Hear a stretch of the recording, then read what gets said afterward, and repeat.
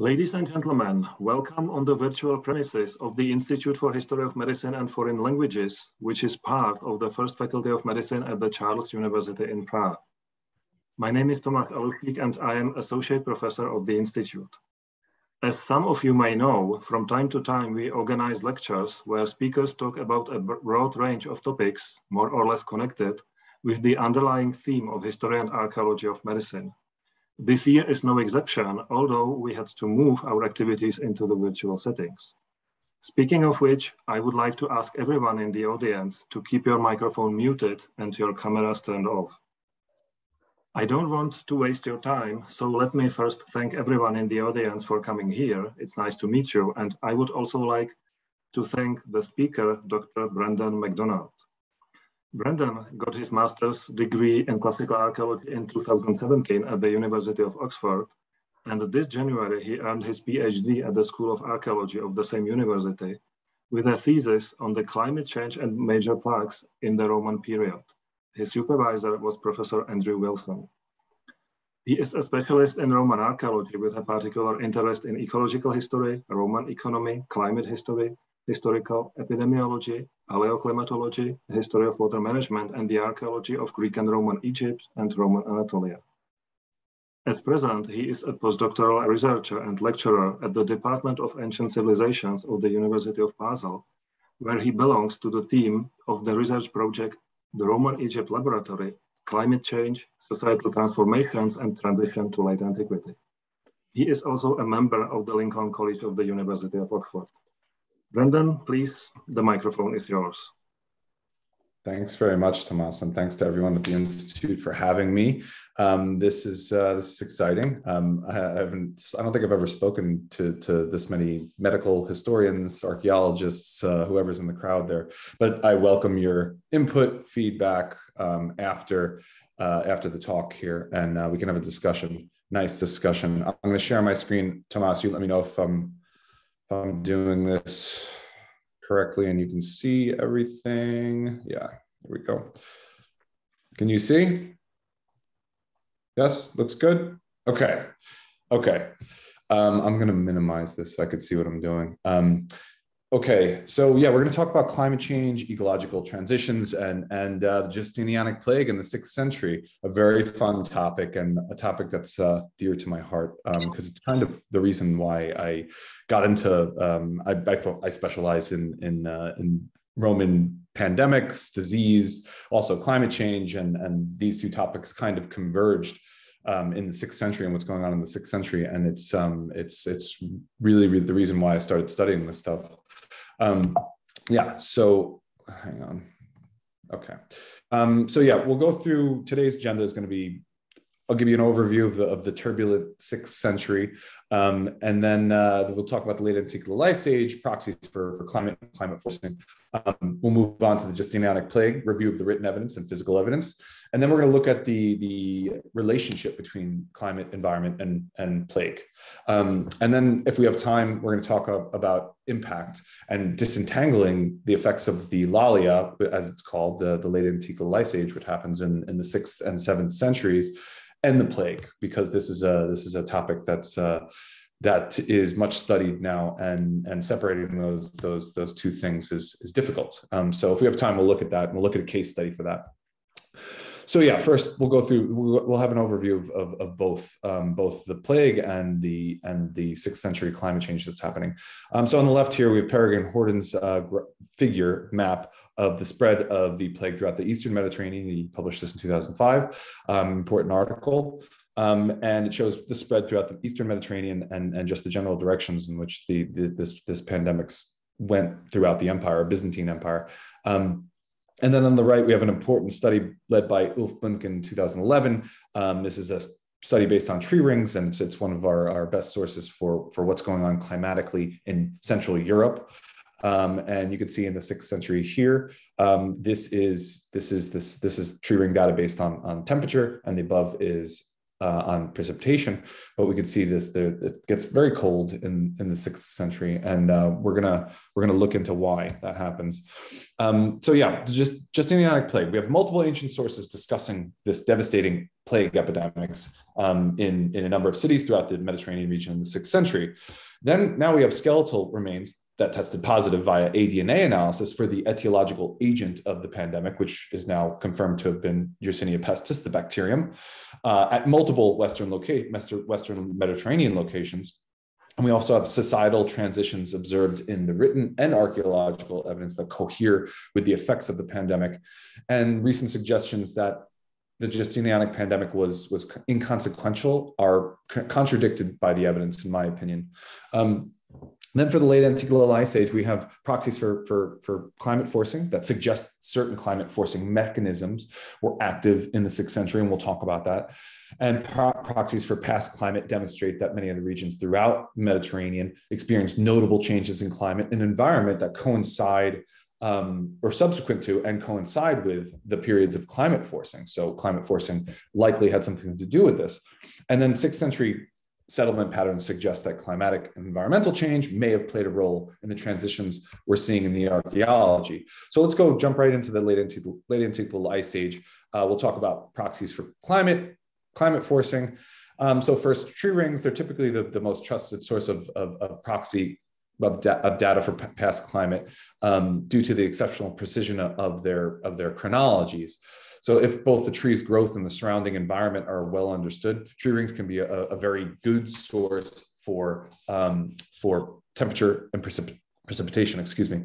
Then we have speleothems, and speleothems are cave formations that formed over time. When water accumulates and seeps through the cave, these cave drip waters create these formations within the cave called speleothems.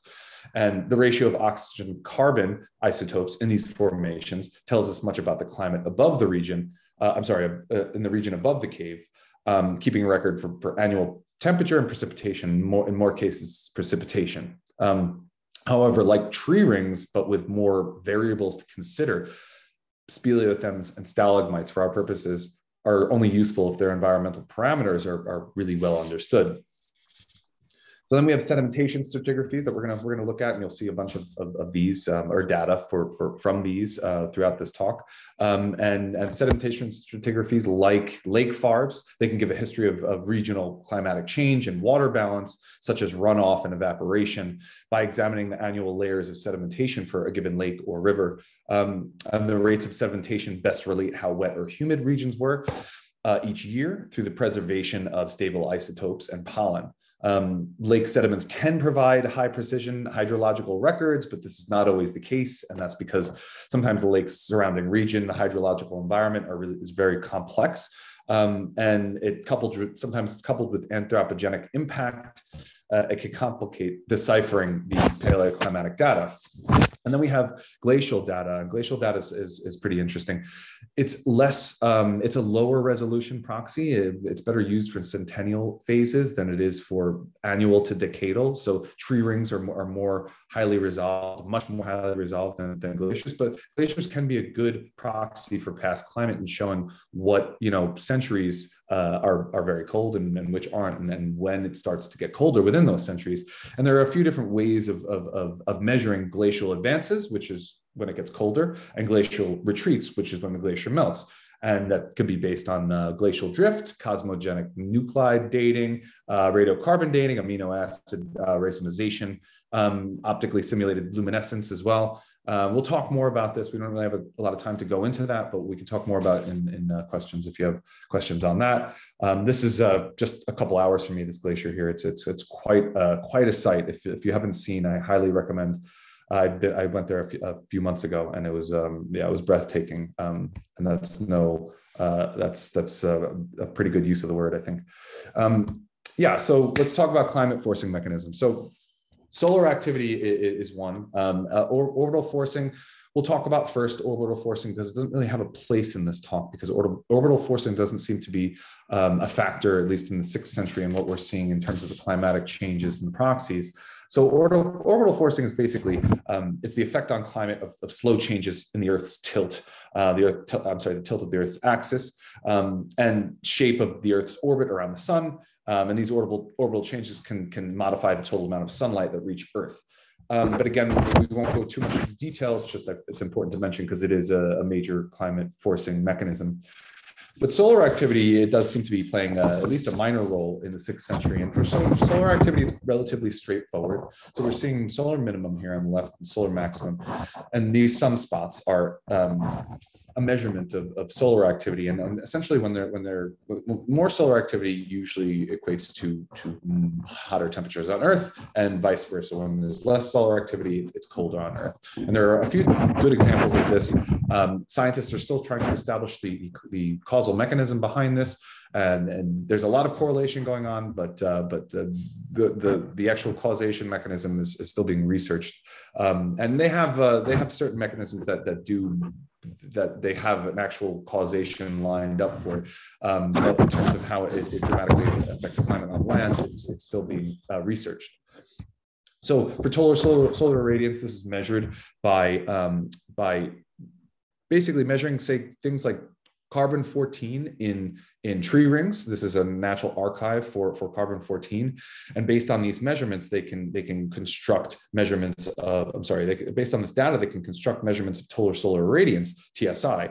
And we can see in the 6th century, this top graph is carbon-14 data from tree rings, and we can see in the 6th century that there's a major decline in solar activity, coinciding with a lot of the other climatic events that are happening. So it's possible that solar activity had played a role in the changes in climate in the 6th century. We also see from down here, solar irradiance can also be measured by beryllium-10 that can be found near the poles and at Greenland ice sheet and Antarctic ice sheets.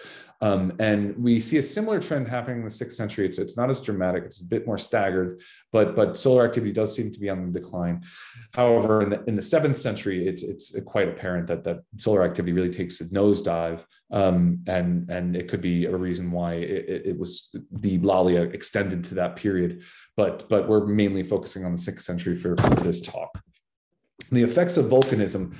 We know the mechanism behind this. So when a volcano erupts, it shoots an ash, a plume into the stratosphere. And in this plume is sulfur. And sulfur combines with water, and it creates sulfuric acid and sulfur-rich particles. And what these particles do is reflect the sun, and in turn that cools the earth. So the mechanism is well understood for the effects of volcanism, and large volcanic eruptions can have a serious effect on climate and temperature.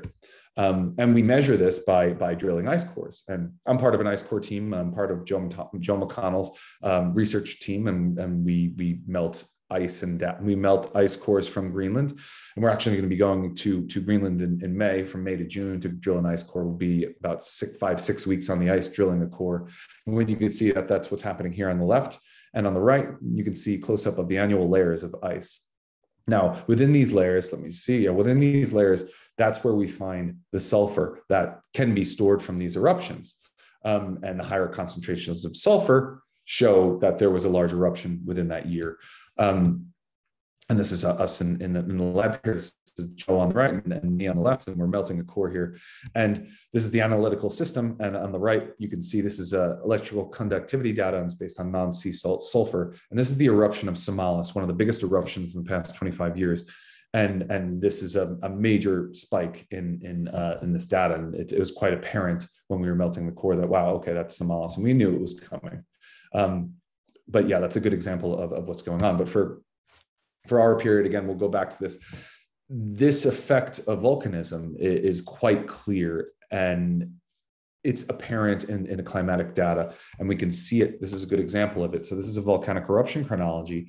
And on the bottom part of the graph, this is sulfate data, and this is global volcanic aerosol forcing. So it takes measurements from both poles of the sulfur trapped at the ice in both Antarctica and Greenland, and it averages them together basically, and gives it a number of how big these eruptions were throughout the globe. And on top, we can see the tree ring data on the top part of the graph here. And for the past 2,500 years, the past 2,500 years, this figure, and you can see after these eruptions, there's a major effect on climate. And this tree ring data set is showing cooling phases happening after the eruptions. And for our purposes, this is the eruption of 540 here, and the eruption that happened 4 years early in 536 had a huge effect on climate. You can see the drop in temperatures here. A better look at this. This is the Greenlandic data on the top part of the graph, and on the bottom part is the Antarctic data from the ice cores. And the middle part of the graph is again, this is tree ring data from Central Europe. And we can see the eruption at 536 here. We don't see it in the Antarctic data. And what that means is it's a northern hemispheric eruption, this one, because this must be, it was detected near the pole, near the North Pole in Greenland. And essentially, it shows that if there was no sulfur detected from within this year in the southern part of the globe, then it was most likely a northern hemispheric eruption. And on the opposite end, we have 540 eruption, and it's detected in both poles. And you can't really see it in here because it's distorted by the data from the 536 eruption, but it was huge, and it was detected, and it's quite apparent in the Greenlandic data, ice core data, and it's also in Antarctica. So that tells us that it's probably a mid-latitude eruption near the equator for it to have reached both poles. It was a big eruption, basically, but the 536 eruption was also very big in terms of its effect on the northern hemisphere. So these eruptions are happening back to back, right? And we have eruption 547 that happens 7 years after the 540 eruption. It's smaller, but it may have had an effect on climate also. Just the fact that these all happened so close together, and the stratospheric loading of sulfur, and this loading of sulfur in the stratosphere had a reflective effect against the sun. It definitely affected temperature, the amount of sunlight that was able to get to the earth, but it also may have affected, particularly the 540 eruption, may have affected climatic systems. And we'll talk about that a bit later, but here we can see the effect. Again, you see this graph here, 6th century drop in the tree ring data, drop in temperatures. And we can see the same thing here. So the top part of the graph here is Central Asian data. This is from the Russian Altai Mountains tree ring data. And the bottom part of the graph is the same data on the left. This is the European data. And but it's the same effect. And these two data points are quite far apart too. So it kind of suggests that much of Eurasia was going through this, but obviously we can't assume that all parts of Eurasia were experiencing this drop in temperatures, but something big was going on in this period, and it likely was the eruptions. You can see more tree ring data here. There's a few more bits of tree ring data mainly from Scandinavia. This is the newer stuff, but it's the same effect. We can see the reductions in temperature following the eruptions. And for the Great Aletsch Glacier, this data is interesting. So if you look at the mark along the ridge here, this was the glacier's greatest extent prior to the Industrial Revolution. So you can see where it lies now and where it was. A great melting going on. And for the graph, if we look at the figure and what the data actually looks like, this is the line I was showing you, and where it lies now. And for our own century, for the century that we're focusing on, we see the glacier starts to advance. It starts to get colder in the 5th century, but it really starts to dramatic increase. It starts to advance in a big way in the 6th century. And this seems to be happening in line with the volcanic eruptions, meaning it was getting very cold in this area of the world. For wetness, the proxy data is not as homogeneous as the temperature data. So we're seeing for the Libyan Sahara, this is tree ring data here. And what you can see is there's a reduction in wetness, but it's not substantial. For Albania, it actually starts to get a bit wetter here. That's this data. That's a Lake Skodra in Albania. And we can see a wettening effect, but again, we can't be sure that that's related to the eruption.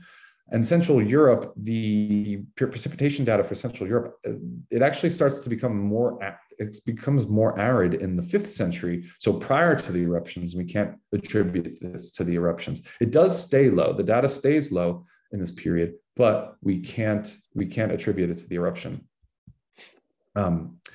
And then we have data from Spain. Again, this is not really showing us anything substantial. It's precipitation data. It's not really wet or dry, and there's really no effect on the eruption. So for Spain, maybe it didn't have much of an effect, but it may not have had an effect on precipitation period throughout the Mediterranean, until we look at the hydroclimate proxy records from the Eastern Mediterranean, when there's some interesting things happening. Now, this study was published by Elena Zoplacki in 2021 and her colleagues, and it was the book was recently published in November. And these are the locations of these proxies in the Eastern Mediterranean. And what we can see following the eruptions, it starts to get quite wet in this area of the world. There's a precipitation wetness is very much on the rise in Eastern Mediterranean. Whether the eruptions have anything to do with that, it still remains to be proven. But it is quite striking that we see all these Eastern Mediterranean proxies showing an increase in wetness and precipitation. And then we go down to Africa, and we look at the climate proxy records for Africa, and it actually starts to get quite wet in East Africa. And this is the Ethiopian highlands here, right? And most of these proxies are in this region, and they show a very wet mid-6th century. 3 of these lakes show high stands at the mid-6th century. It means it's one of the highest, the lakes, the highest amount of water that has been in that lake in a very long time. And this is very important because these waters, the rains that come from the Ethiopian highlands, are what feed the Nile, and that gives the Nile its Nile flood. And we'll talk more about the climatic system and what the East African monsoon that feeds these Ethiopian highlands in a little while. But it's quite striking that we see these proxies showing a wet 6th century. We also see the Eastern Mediterranean proxies showing a wet 6th century. This is the data from Lake Chubahar here, and you can see it coinciding around the mid 6th century. We see it getting very wet there. So yeah, all right, let's have a look at the Justinianic plague and review the evidence for the plague. Let me just check the time here. Yeah, so who mentions the plague, right? We have Procopius talking about the plague in AD 541. He's writing from Constantinople. We'll talk about the details in a little while.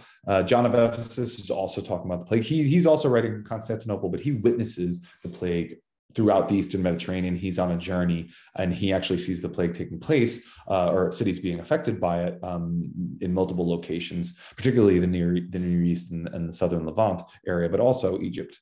John of Malalas also mentions the plague from Constantinople. Simeon the Stylites the Younger, he's writing from Antioch. Gregory of Tours, he's our westernmost source. He's the only one who writes in Latin about the plague from Gaul in AD 543. And then we have Agathias, and he's talking about the plague in AD 558. He's talking about the second wave mainly, but he's referring to the first wave, and he discusses the first wave. And that's what we're focusing on today, the first wave mainly. And Evagrius Scholasticus, similar to Agathias, he's talking about the fourth wave, and that where he's writing from the fourth wave, but he experienced the first wave as a boy, and he mentions that, and he talks about that. And then we have some additional written evidence. Marcellinus Comus's Continuator discusses the pandemic in AD 543. His references are pretty brief, but he is the only ancient source to discuss the plague reaching Italy and Illyricum, so he's quite important. Similarly, Victor of Tununa, his references are quite brief also, but he's the only source that mentions the plague in North Africa and Spain. And then we have Theophanes the Confessor, he's a few centuries removed from our focus outbreak, our focus wave, which is the first wave, and that occurs between 541 and 544. And he's talking about a later wave, but he also references the first wave and how it struck Byzantium in around 543. And then we have the Chronicle of Syria, and it's talking about the plague ravaging Alexandria, and it claims a famine followed. So these plague waves, we're again focusing on this first wave here, but the other waves are important. Some of the evidence in which we situate these waves, we state the chronology for these waves. Some of it's stronger evidence than others. Some is just based on epigraphical evidence. Others, the strong evidence is based on actual written sources that mention bubonic plague. We're seeing symptomology, so that is a good source to kind of locate a plague and create a chronology for that wave. But some of the other sources are a bit weaker. But in any event, we're talking about the first wave here. So where did the pandemic begin? Big question. Well, according to Procopius, it started in Egypt and from those that dwell in Pelusium. And that's where we typically start our pandemic. That's usually the cited start city and date, and it's July 541.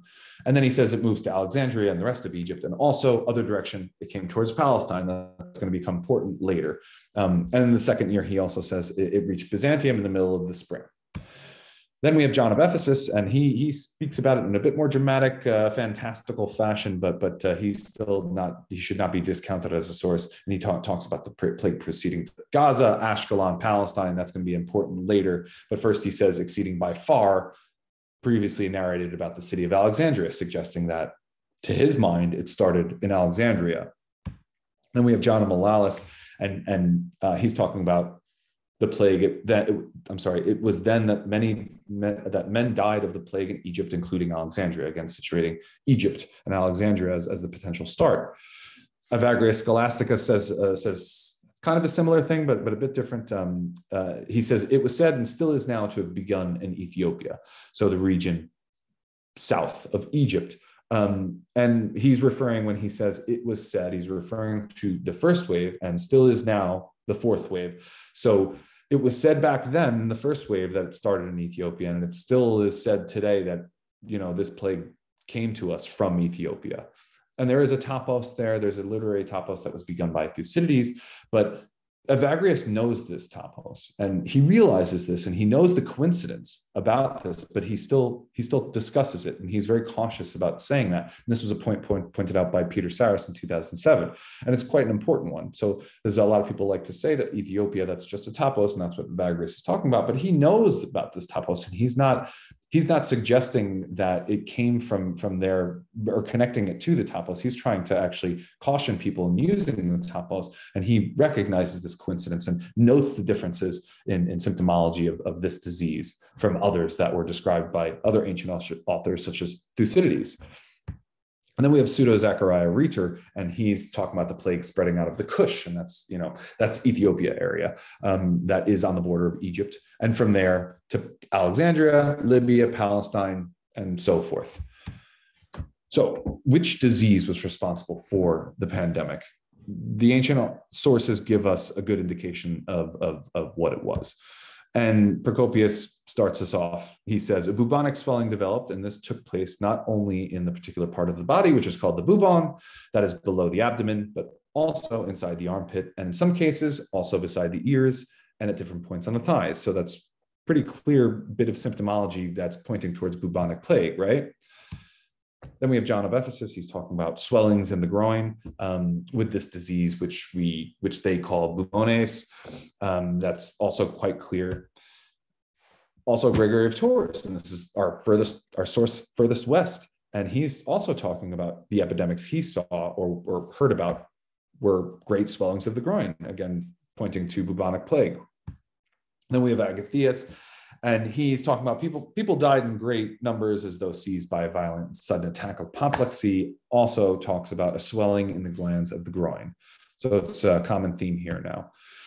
It seems the ancient sources are pointing to true plague, bubonic more specifically. And bubonic is the most common form of disease caused by Yersinia pestis, the bacterium. Typically occurs through a flea bite, 30 to 90% mortality rate if left untreated. Septicemic is another form of infection caused by Y. pestis, and it's an infection of the bloodstream. This form is rare, and it occurs only when obviously the bacterium reaches the bloodstream. It's 100% mortality rate if left untreated. And then you have pneumonic plague, and this is a Y. pestis infection of the lungs, and this is the only form that can be directly transmitted between humans without an insect vector. And it usually occurs amidst a bubonic epidemic. So bubonic plague, though, probably the form responsible for the most deaths during Justinianic pandemic, based on what the ancient sources are telling us. Obviously, pneumonic plague and septicemic plague could play a role, and indeed, pneumonic plague outbreaks do occur amidst large-scale bubonic epidemics.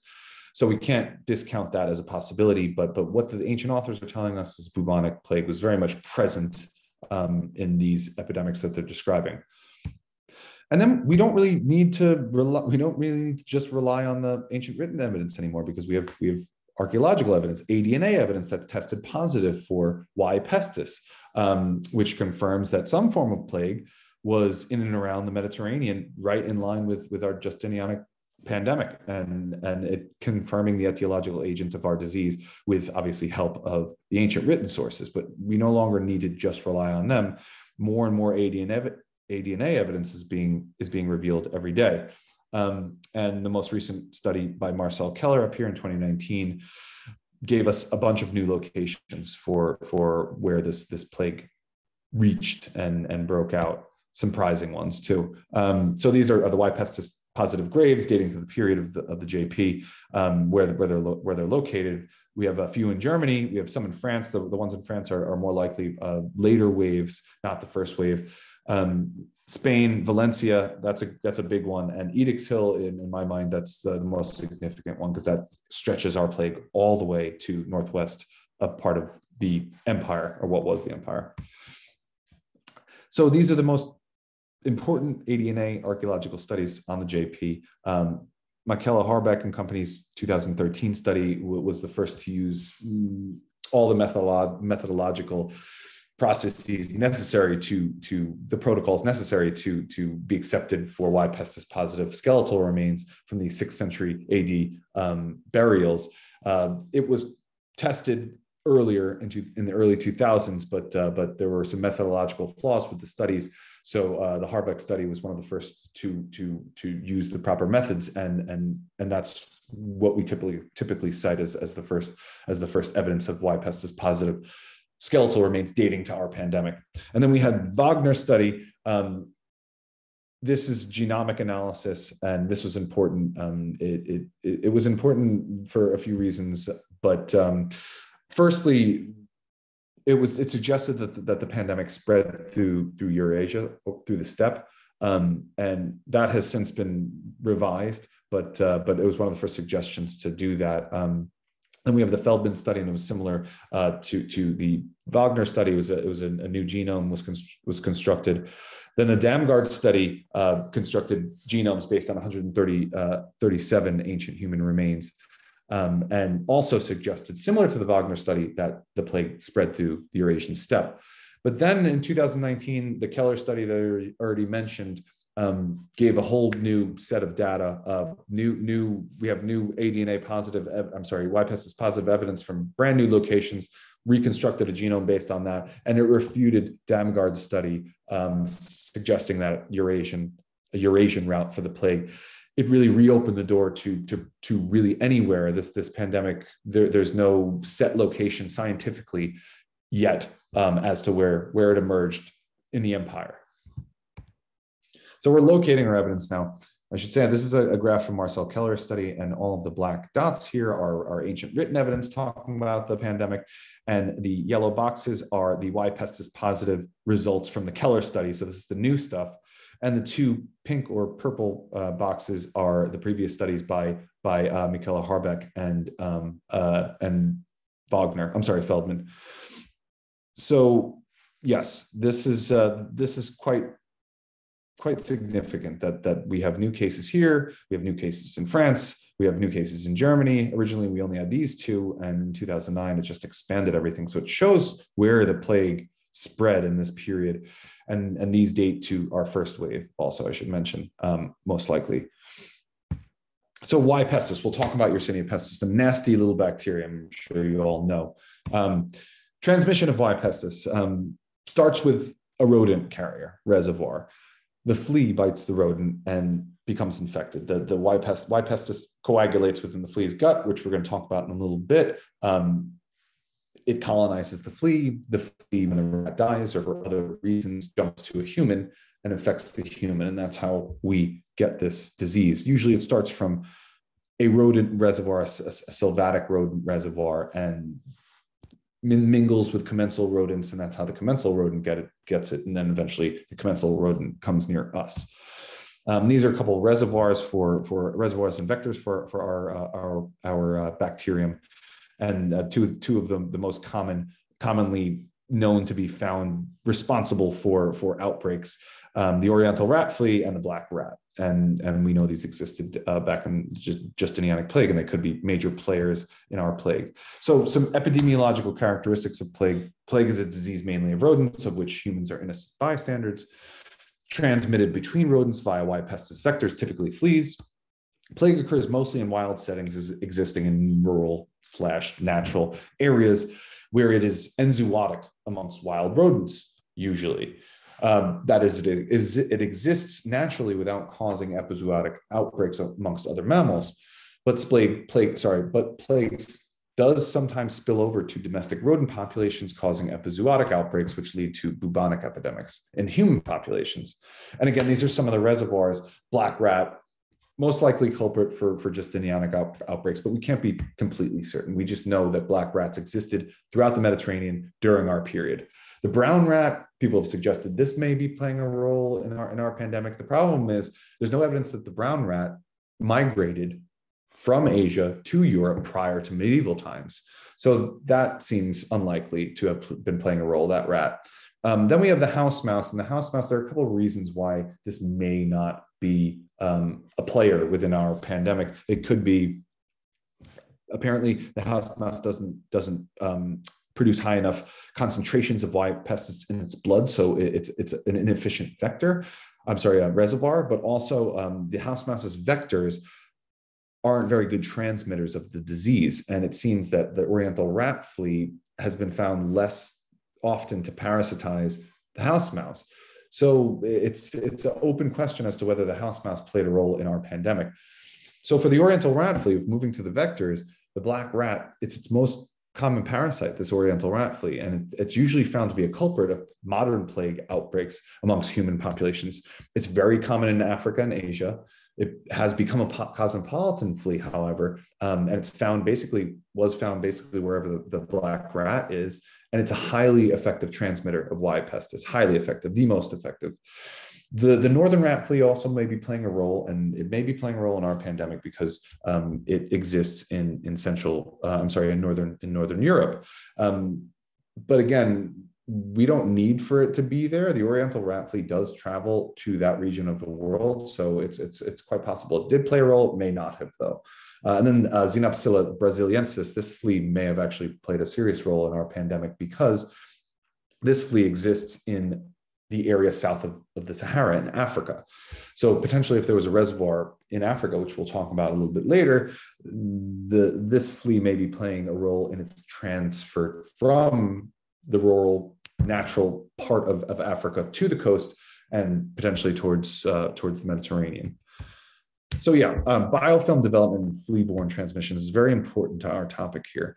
There are three forms via fleas. There are three forms of transmission of Y pestis. And the temporary black flea, sometimes this is called early phase transmission. It can be sometimes referred to as mechanical transmission. And it's essentially when the flea isn't really colonized fully by Y pestis. So Y pestis gets into the flea, it tries to make itself a home in the flea's gut, but it doesn't do it very effectively, and the flea excretes it out. Partially block fleas in this middle part of the graph is probably the most deadly form, at least to human populations and other mammals, because partially blocked fleas, Y pestis establishes itself in the gut, it colonizes the flea, it creates a biofilm in the flea's gut, but it also allows the flea to still take in nourishment, keeping the flea alive for longer while the flea bites people and infects people or other mammals.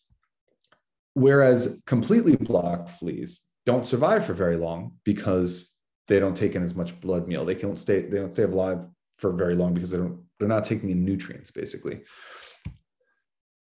Some very important mutations happened during Y pestis history in the past 4,000, 5,000 years. This one in particular, the YMTG gain, this is a phylogenetic tree, I should say, sorry, which I'm sure most of you realized. YMTG gain happened around the Bronze Age. That's important. We'll talk about that in a minute. The PLA and PD3 mutations, which happened in the late Bronze Age, early Iron Age, are also very important mutations for this bacterium. So the Yersinia murine toxin gene, the YMT gene, is very, very important, and it combines with the effects of the PD3 gene. Both of these mutations, which happened in the Bronze Age, leads to the potentiality for major plague pandemics. And that's because the YMT gene allows Y pestis to coagulate to a greater degree and establish itself in the gut of the flea without killing it, while the PD3 gene is related to gut biofilm degradation. So basically this PD3 gene, this mutation, prevented the flea from sending out enzymes to break down this biofilm that Y pestis is creating. It prevented the flea from doing this. So it effectively allowed Y. pestis to colonize the flea with this mutation. And it made Y. pestis a very efficient traveler. And then the addition of the PLA gene, which happens in the late Bronze Age, early Iron Age, allows for the subversion. Basically, when the flea bites when the flea bites a human, and Y. pestis travels to where it normally goes towards the lymph nodes. What happens with this mutation was it allowed Y. pestis to subvert the human immune system, and it allowed for unrestricted bacterial replication in the lymph nodes and the lungs if it was a pneumonic outbreak. And it made Y. pestis far more lethal bacterium after this mutation. Okay, so the relationship between climate and environment, what you're all waiting for probably. So bubonic plague and temperature, there's a correlation here. It seems to be causative. Y. pestis is sensitive to ambient temperature once it's ingested by the flea. So gut blockage, which this very important mechanism for transmission that I just described, is twice as likely to occur around 20 degrees Celsius than 25 degrees Celsius. Blockage rates are also pretty good between 15 and 20 degrees Celsius, but they approach delays around 10 degrees Celsius. It doesn't completely wipe out epidemics, but it slows it down greatly when it's too cold. But more importantly, blockage is unlikely to occur above 27 degrees Celsius, and there's no evidence of blockage around 30 degrees Celsius or higher. So what this suggests, these lab studies, transmission is highly dependent on regional temperature, and obviously that means it can be affected by dramatic shifts in climate, right? Then there's the trophic cascade, which is another factor here, a potential factor. A trophic cascade, as it's called, rodent populations become more abundant after periods of above average precipitation. And this leads to wider prevalence of enzootic plague in reservoir regions. But more precipitation leads to greater plant growth, and this leads to more food for rodents and this larger rodent populations. But this also has an effect on insect populations as well, particularly rat fleas. The rat fleas are positively influenced by precipitation as well as humidity. They thrive in these environments.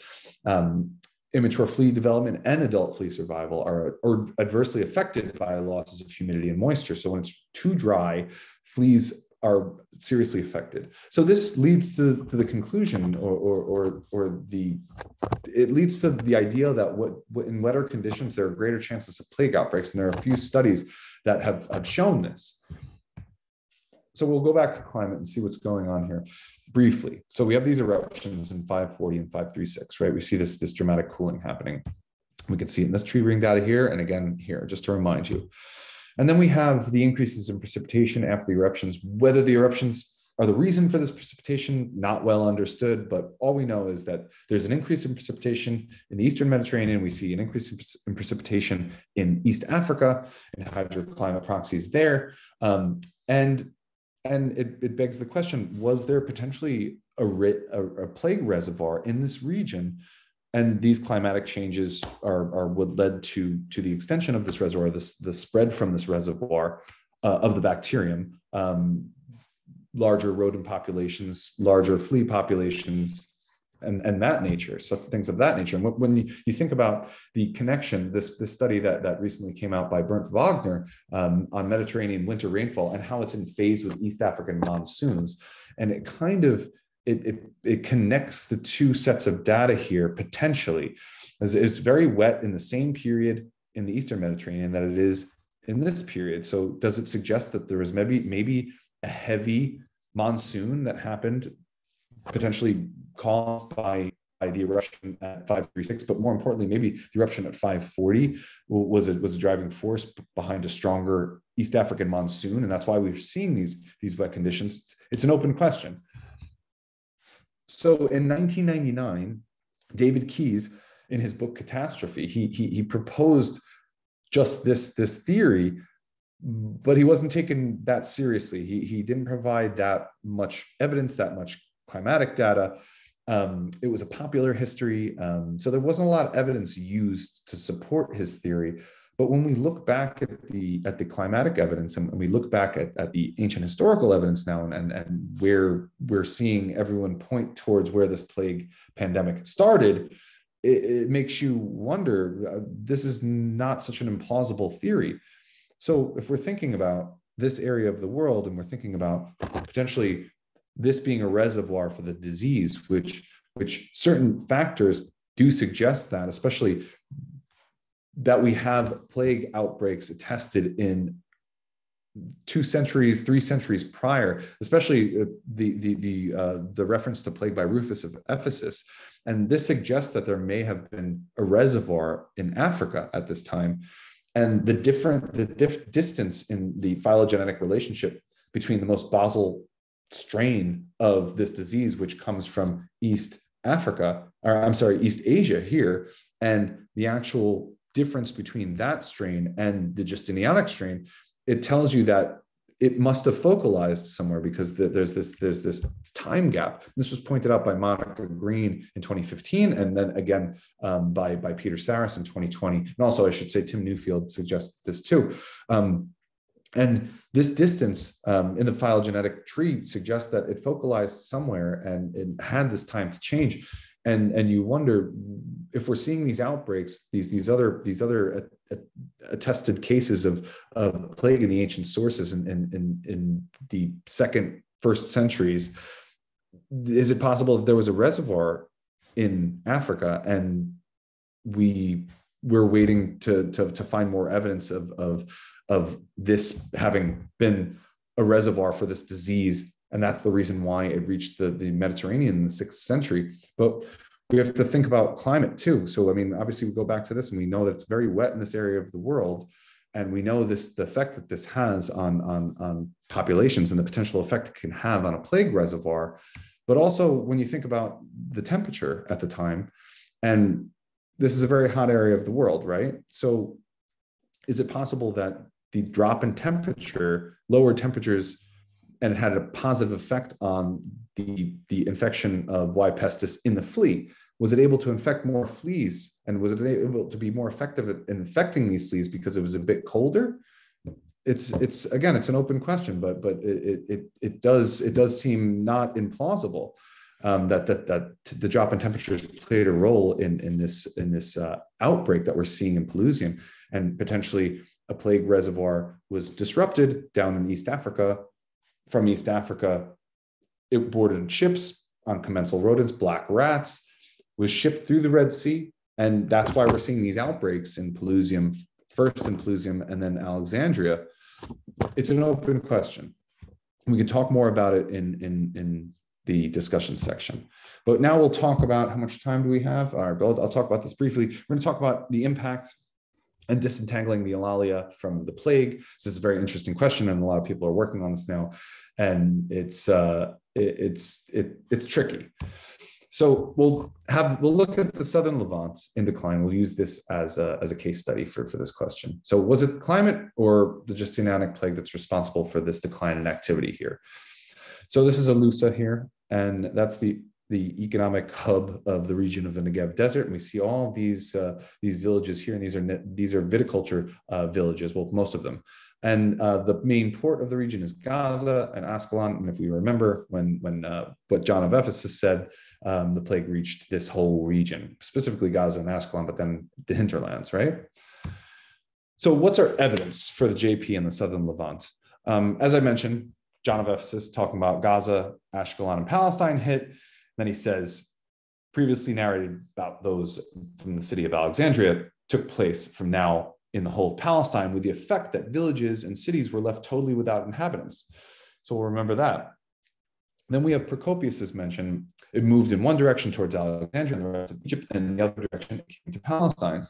And then we have some inscriptional evidence that's not as strong as these two references from our ancient sources, but it is suggestive of epidemic outbreaks, particularly one of these inscriptions from Nisana, which is again a viticulture village of the Negev Desert. And it essentially shows that 3 family members, 3 children died right around the same time, and an epitaph was erected in their memory. And this is highly suggestive of an epidemic outbreak, these children dying right at the same time. And we see some similar evidence in Gaza and at Rehovot and Iboda in the Negev Desert also. So we're going to look at Lusa now, which is the economic hub. And these are trash mounds at Alusa. This is a study that was conducted by Bar Oz and his colleagues, and they looked at Alusa and and its trash mounds as a indicator for economic activity and just activity at the site. And the trash mounds, again, they're an indicator of the city's economic activity. And what they found was that the trash mounds of Alusa fell into disuse in the mid-6th century. And it's like, what's going on here?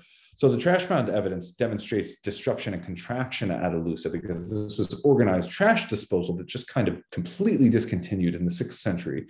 And probably it suggests that Alusa was disrupted in some way by something serious, and the entire region was also likely affected, given this is the economic hub, and all of this viticulture in the economy goes through Alusa. So if Alusa is feeling this, we can be sure that the rest of the region is probably feeling whatever's going on too. Obviously, if it's the plague, and we're talking about the plague, and it hits an urban center, that's going to have a larger effect on the urban center than the hinterland. But as we saw, where the evidence was in Europe, the plague can reach the hinterland. It can get there. So it's not impossible that it went from Gaza, as John of Ephesus was saying, to then Alusa, and then along to the viticulture networks, the viticulture villages in the Negev desert. So then we have actual evidence of decline of viticulture in the Negev highlands. And this is an aerial of Shivta in the Negev desert.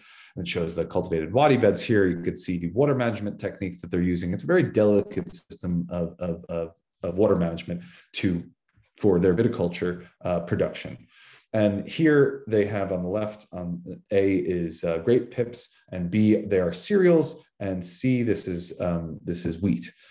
So what they do is they examined refuse heaps from the Negev towns, Shivta, Nisana, and Alusa, and based on grape pip quantities and ratios with cereals, as well as the ratio of wine amphora sherds for shipping against those for storage, they show that there was a marked decline happening in viticulture production following the Justinianic plague at these villages, because there was a much higher quantity of cereals after the mid-6th century, as well as higher ratio of storage amphora sherds than shipping amphora sherds.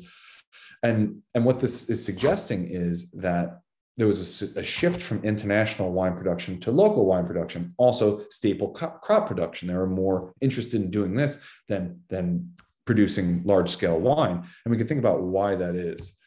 So this is the same figure I showed you before. You could see the decline happening here. And this is the mid to late Byzantine period and the late Byzantine period, and it really starts to fall. And this figure is the international shipping container of wine. This is the Gaza jar, and this is the wine storage jar.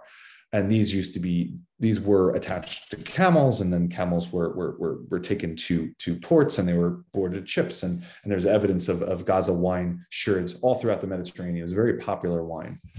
And it's clear based on the economy of that region in this time period, they were doing quite well, at least prior to the mid-6th century they were. So yeah, was it climate change or plague? What was affecting this region? What happened here? So this study by Petra Baglova and colleagues got a bit closer, inched us closer to answering this question as to whether climate played a role or was it something else. So what they did, their study analyzed the diets of goats and sheep. It's a very interesting study. And they looked at the isotopic ratios in their teeth and bone collagen. And the data suggests that the diets of goats and sheep of the Negev desert didn't change following the onset of the Lalia, or the period of the Lalia. It didn't change throughout this period. So their results imply that the Negev desert didn't experience above average aridity in the 6th century following the eruptions. However, what their data can't tell us is that the Negev desert experienced substantial increases in precipitation, right? And sometimes this follows eruptions. When there's a big volcanic eruption, sometimes certain areas of the world get a lot of rainfall. And what this suggests is potentially unmanageable flash floods could have damaged the Negev's delicate network of water management. This could be playing a role. We don't obviously know this for certain, but what we see in the data, we see a very, very wet 6th century. Again, we don't know if the eruptions caused this, but it was wet in this area very wet in this area of the world following the eruptions around the mid-6th century. Precipitation is very much on the rise in this area of the world. So decline in the southern Levant, was it the Lalia or the JP? And again, it's an open question. It's a very difficult one to answer, but with the written and archaeological evidence, what we're seeing, especially that from Alusa, and this major shift in activity at Alusa, this transition that's happening, it suggests that the plague probably had a direct impact on that city and potentially the hinterland. The indirect effect of the plague needs to be considered as well, and in the form of diminishing demand for internationally celebrated wine. And this was a crucial aspect of the Negev's economy. So the fact that potentially there was less need or less want or less desire for this wine may also be playing a role in the observed decline. But I don't think that can explain what's happening at Alusa, because Alusa it's an abrupt transition, and it suggests something more calamitous than a shift in production, in agricultural production, from viticulture to staple crop production. It definitely suggests something larger, like a pandemic. So Weiglova and company's study help us rule out aridity as a factor, right? But we must remember that heightened periods of precipitation may have potentially damaged the Negev's viticulture network. That this can't be ruled out as a factor in the 6th century decline. It seems that to me that the Justinianic plague may be playing the biggest role here, either in a direct impact way or an indirect impact way.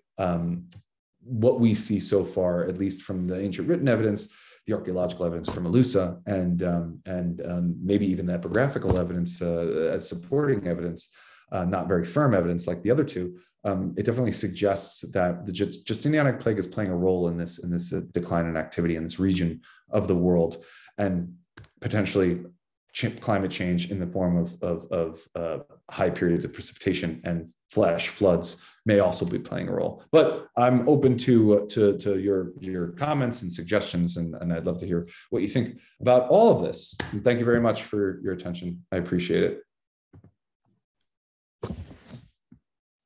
Thank you very much, Brandon. Thanks for this very interesting lecture and for presenting the data. I would like to now ask the audience, please, are there any questions? Maybe I should stop sharing.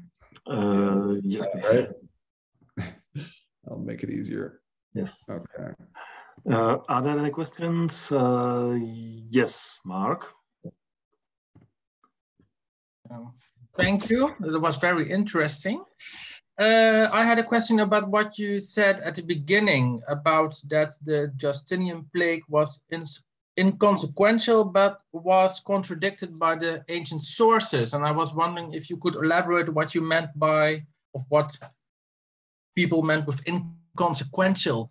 Yeah. So there have been some recent studies that have come out that have suggested, based on some quantitative data that I think is misused, that the plague wasn't as serious of an event as the ancient sources suggest. So essentially, they're using the ancient sources in a way, they dissect the ancient sources and critique the ancient sources in a way that does them a disservice, I think. So there are a few sources that are talking fantastically about this disease, this pandemic. One in particular is John of Ephesus, and they dissect this account and say that essentially they assume that all the places that he locates the plague as having a devastating effect is exaggerated or made up, and really all he witnessed was the plague in Constantinople. And I just really don't, methodologically, I don't like that line of reasoning, because if we're going to trust him for one thing, we're not going to trust him for anything else. Because, so in any event, we have multiple sources that are all saying the same thing. And I feel like we need to, at some stage, we need to just kind of not trust their accounts fully, but we are taking it with a grain of salt, but we can't say that they're completely untrue. And what we're seeing is a coherence amongst the evidence of them all saying that this was a devastating thing. So why are we choosing not to believe that? Especially when we're now seeing in the archaeological evidence, we're seeing Y pestis positive grapes pop up, right? So if this is extending not even to the ports, if this is extending from the ports into the hinterland, as you see, all the way to Britain, this was an inconsequential thing? I don't think so, you know? Yes, Bob. Your microphone.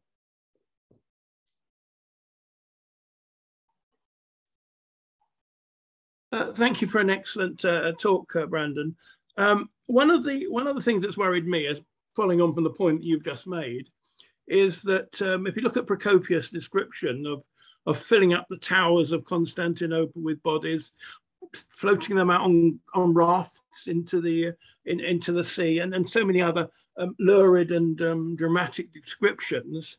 One of the things that I've always worried about and talked to my students about is there is very, very little, if at all, skeletal evidence to support in Constantinople to support those points. If you were filling up the towers, you'd find some skelly somewhere, and you don't. So I think the point you made is a very, very valid one, and I'm grateful for you making it. Yeah, no, I think you're totally right. And I mean, there's a problem in Constantinople too, right? I mean, the city's been through so much transition. Who knows what has happened since that time? That's what I always think. I mean, obviously, that is a big deal that we can't find much skeletal evidence. But what are we finding in Constantinople? You know, I mean, archaeologically, it's very we're hard pressed, right? So I think that's something to keep in mind. And also the skeletal evidence. On the skeletal evidence, we need to remember that certain areas of the world, when we're testing these bones, obviously we're getting a lot better at aDNA analysis. But we need to remember that aDNA, obviously, as you know very well, Bob, it preserves in only certain regions of the world. It preserves much better in the areas that we're finding it. And is that a coincidence? You know, is that a coincidence? I don't know. But I think more and more we're going to start to see these Y pestis positive graves. I think now we know how to look for it. We know how to test for it. So I think it's just a matter of time, really. Yeah, I agree with you. Will you forgive me? I've got another seminar to organise. Okay, thanks so much. Great talk, and I'll see you soon. Okay, take care. Thank you. Thank you, Bob. And next question is from Professor Laskaris. Please, Professor. Thank you very much, and thank you for a really interesting talk. I work on Greco-Roman medicine, but I teach a broad survey course where I touch on the Justinianic plague, and so very, very happy to hear your talk. Very fascinating. I was thinking about the fleas and their preference for black rats rather than brown rats. Is that right? Did I get that right? Oh no! So in the house mouse, Xenopsila chiapis doesn't. I'm sorry if I misspoke there. It does. It seems not to parasitize the house mouse as much. But the brown rat doesn't seem to be playing a role in our pandemic because, at least based on my knowledge, it hasn't migrated. It didn't migrate to Europe until the medieval times. So so I wonder how much of a role it could have played if the data, the archaeological data, at least, is not showing it having arrived until medieval times. You know. Okay, then you didn't misspeak. I just misremembered. I was going to say, I think it's the case that fleas might very well have a preference for one particular animal. You know, there are cat fleas and dog fleas and so forth, but as we cat owners know, cat fleas also like humans, you know, like they're not that particular. Right? But anyway, that's a moot point now. Thank you so much for a very interesting talk. Oh, thank you. Thank you. Thanks. Are there, please, any other questions from the audience? Yes, Carol, please. I just wanted to say a few words about that relationship between the parasite, the vector, and the temperature, because what you showed there that was very interesting. I have read several early modern medical texts about medical descriptions of plague epidemics from the 16th and 17th century. And what always surprised me was the seasonality of plague, because plague usually plays out over the summer season. And unfortunately, early modern period is still pre-statistical period, so we don't have hard data. But I will try to do something.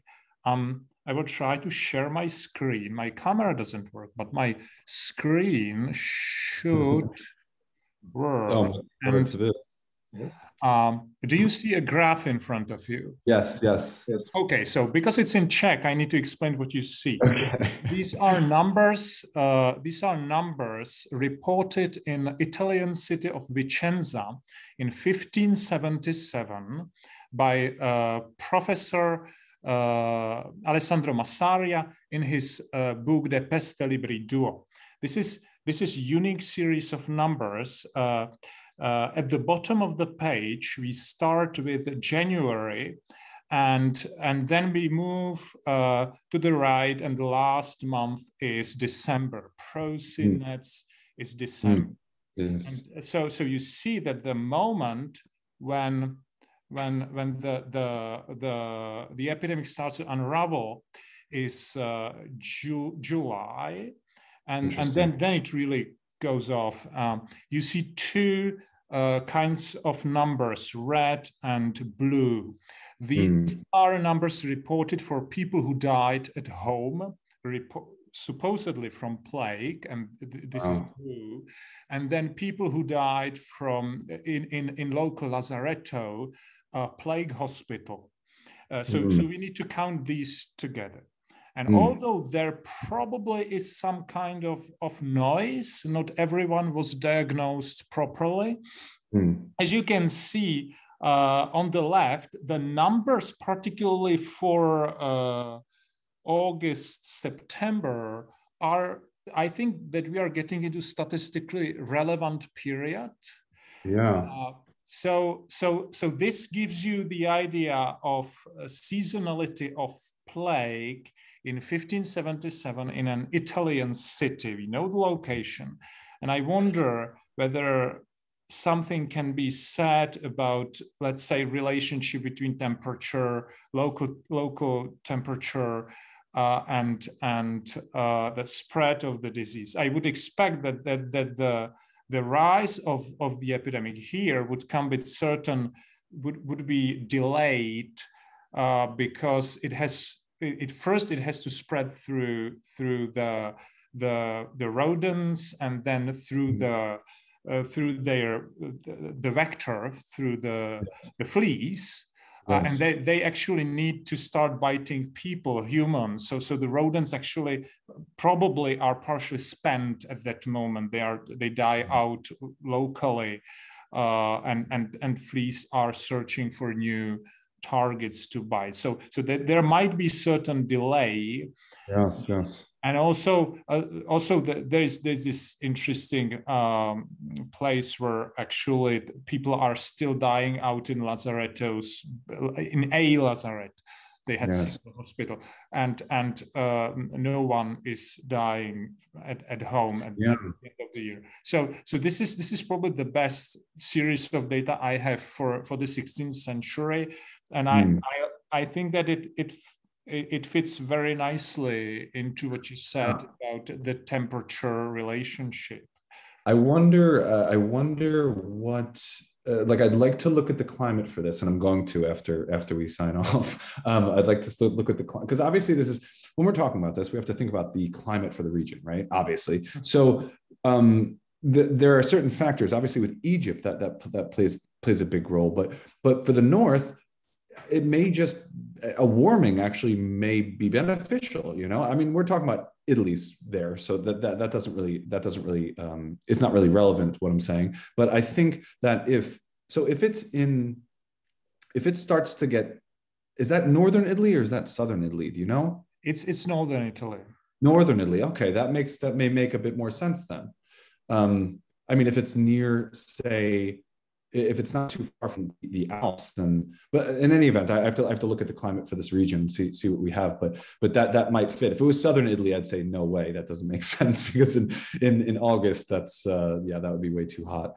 But I think that may fall in line, because it would get too cold at December, which would make sense for the decline of that epidemic.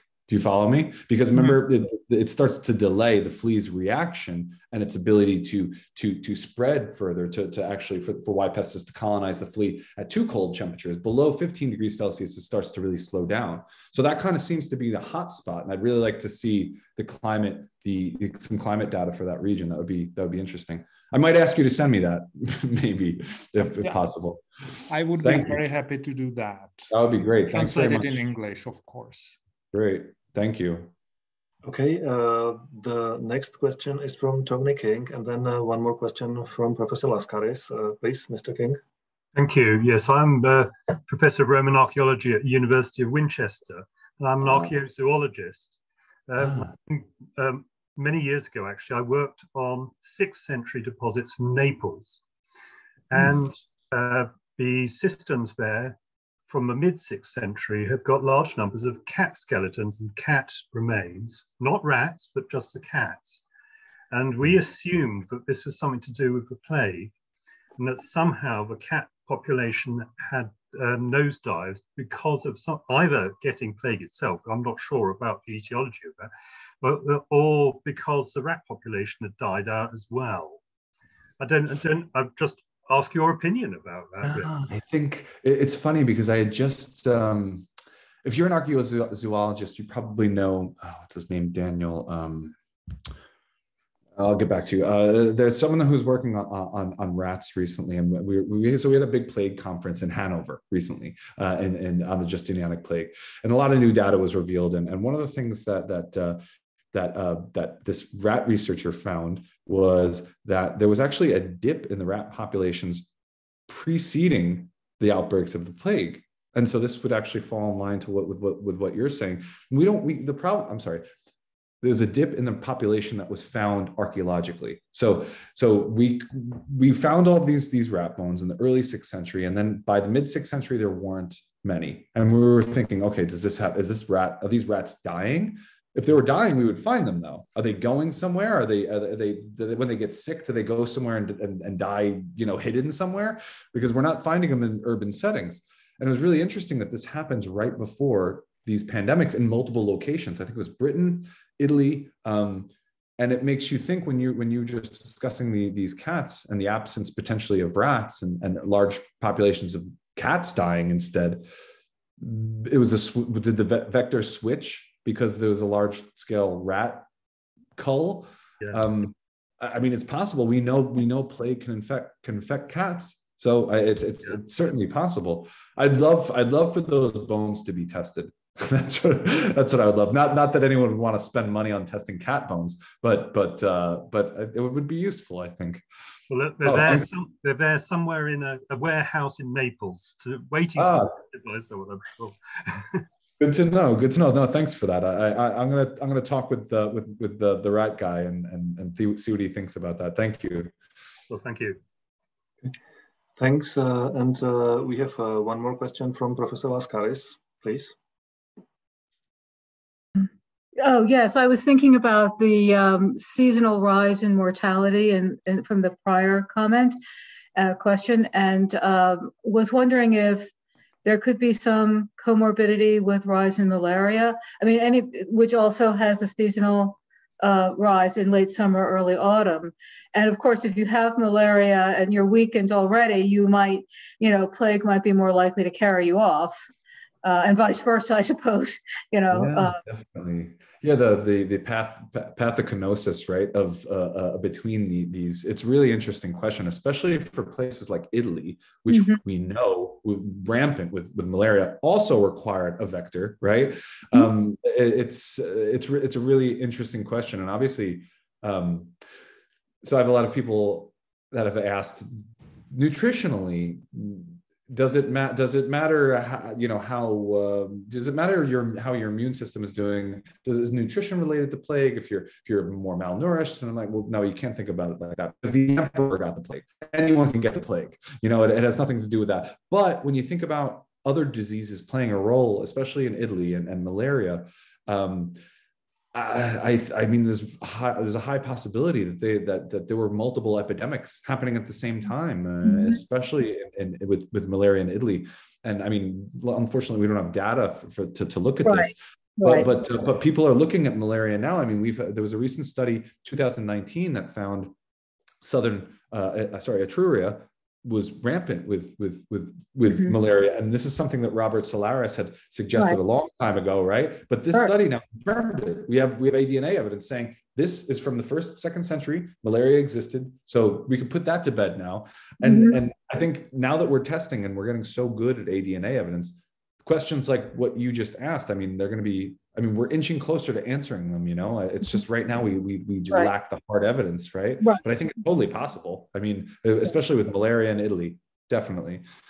Yeah. Thank you. Oh, thank you. Okay, thank you. Please, are there any other questions from the audience?